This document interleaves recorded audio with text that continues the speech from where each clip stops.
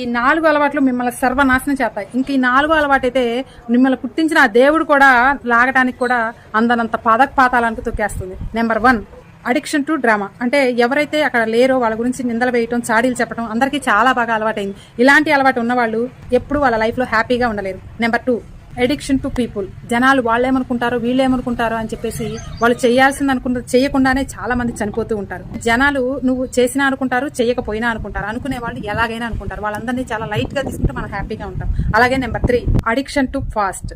అంటే ఎప్పుడు గతం గురించి ఆలోచిస్తూ బాధపడుతూ కూడా జరిగిన దాని గురించే ఆలోచించుకుంటూ ఉంటారు. జరిగింది ఏదో జరిగిపోయింది, దాని గురించి జరిగిన దానిలో నుంచి గుణపాఠం నేర్చుకుని ముందు ఆ తప్పు జరగకుండా చూసుకోవాలి. Number 4, addiction to worry. ప్రతి దానికి బాధపడుతూ, ప్రతి దానికి మనాది పడుతూ, చిన్న చిన్న వాటికి కూడా బాగా ఆలోచిస్తూ వర్రీ అవుతూ ఉంటారు. ఇది మరీ ప్రమాదం. ఇది తీసుకెళ్ళినంత డిప్రెషన్ నుంచి దేవుడు కూడా కాపాడలేడు. కాబట్టి ఈ 4 విషయాల గురించి చాలా జాగ్రత్తగా ఉండండి.